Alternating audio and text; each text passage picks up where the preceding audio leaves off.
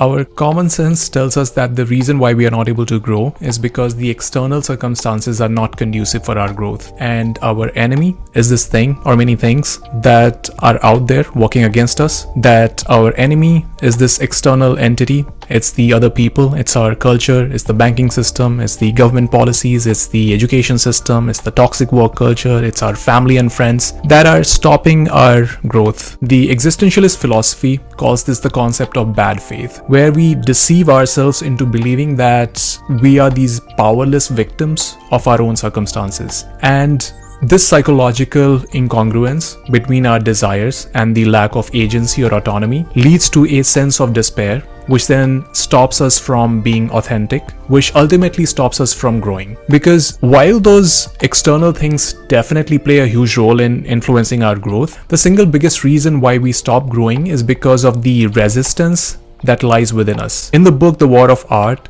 Steven Pressfield calls resistance the enemy that lives within us. He calls it the self-generated and self-perpetuated enemy. And the entire goal of this enemy is to stop us from achieving our goals. It fights us all the time and on various levels. And most of the times it also wins, because instead of separating ourselves from it and fighting it, we start to identify with it. And the next thing we know is that we are fighting ourselves and we are helping this enemy win every single fight we have with it. In his other book called Do the Work, he says there are two key elements to achieving goals. Number one is ambition, or the act of goal setting, which is kind of obvious. But the second one is self-awareness, because when we aren't aware of our own resistance, we don't even know what is working against us. What is that thing that is stopping us from moving forward? So that basically means that the resistance shows up masked as many things. It's basically this umbrella term for things like negative self-talk, distractions, perfectionism, self-doubt, fear of change, procrastination, comparison, and many other psychological things. So then it's not the one thing that we can identify once and then fight it forever. Instead, it's this giant enemy that has many forms and faces and personalities, and it shows up right when you think you want to do something for yourself, something that you are passionate about, something that you really care for, something that will make you grow in life, and then it stays there throughout the process and keeps fighting you for days and months and years. Even when you are succeeding, even when it's been a year, 2 years, 5 years, it's right there doing its job, which is to discourage you from moving forward, to create all sorts of psychological hurdles for you. So for example, let's say you want to pursue some form of art or an alternate career, or you want to achieve a personal goal, and it could be anything, it could be writing, singing, filmmaking, photography, business ideas, journalism.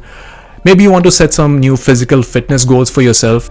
Now, the first hurdle in getting started is not an external hurdle of getting a loan for your business or getting that degree in a special field or getting a gym membership.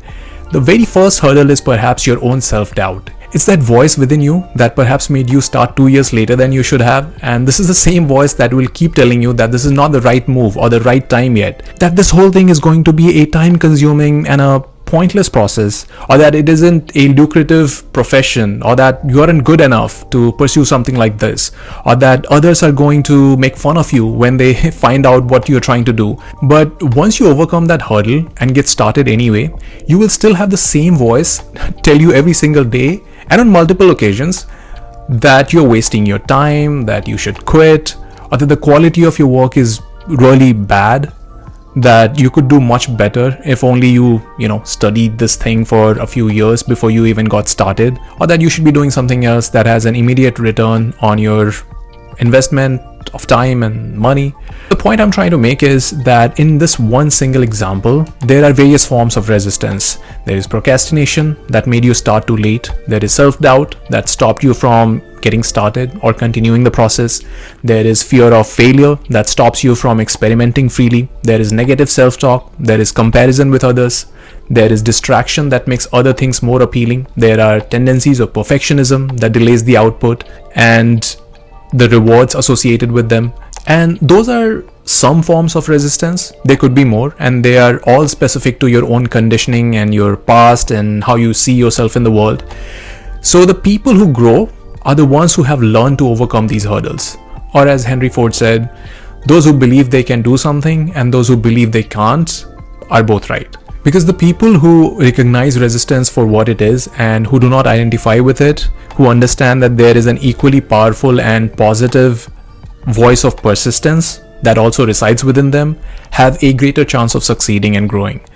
But the problem is that this voice of persistence is often not as loud as the voice of resistance, so we don't often hear it. But it's the same voice that has been begging us to get started. It's the same voice that makes us happy when we do something we really wanted to do.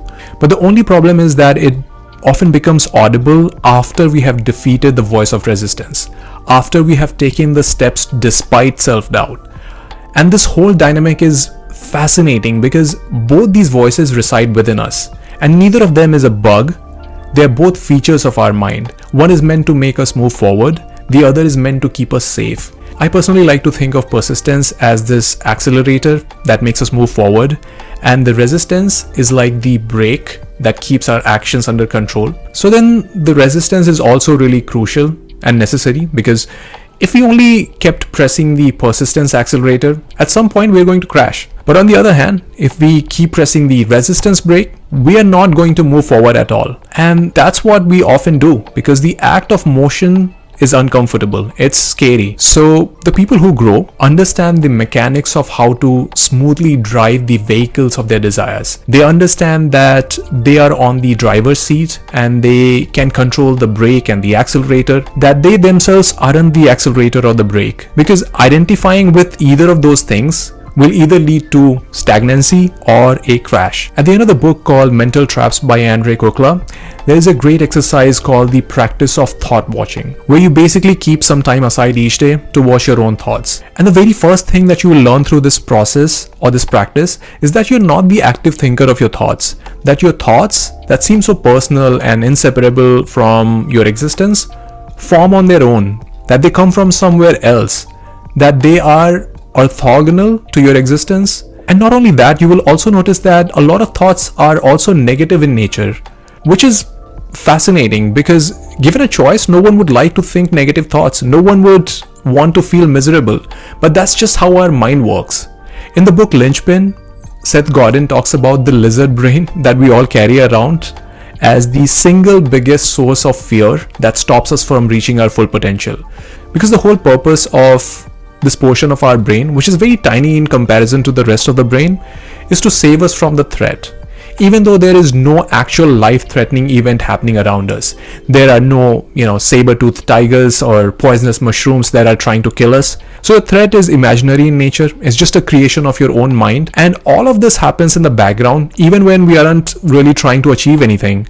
When we are sitting comfortably at our home on a couch with soft pillows and cushions all around us. So then imagine if we actually made an effort, if we actually tried doing something, if we did go out in the world and try to act according to our desires. How many negative thoughts our lizard brain is going to generate? What all would it say to us? It will literally make hundreds of excuses and arguments. It will come to us disguised as various characters. It will sound like a logical lawyer. It will sound like a terrifying cop, a concerned friend, a logical teacher, a high school bully. It will literally sound like any voice that can convince us that we are wrong, that our growth is going to kill us, that it's in our best interest to abort whatever we are trying to do, because the end result is not going to be favorable. And that's when you need to remind yourself that you are not the active thinker of those thoughts. It's this resistance, this enemy that resides within you, who is doing the talking. It's this lunatic roommate of the untethered soul. It's the pain body from the power of now. It's your past experiences and your borrowed narratives. Anything and everything that can forestop you is trying its best. And that immediate realization right there, that immense clarity, is the key to your personal growth. So that's all I have for you today. If you like this video, check out some other videos on my channel, and I will see you next time.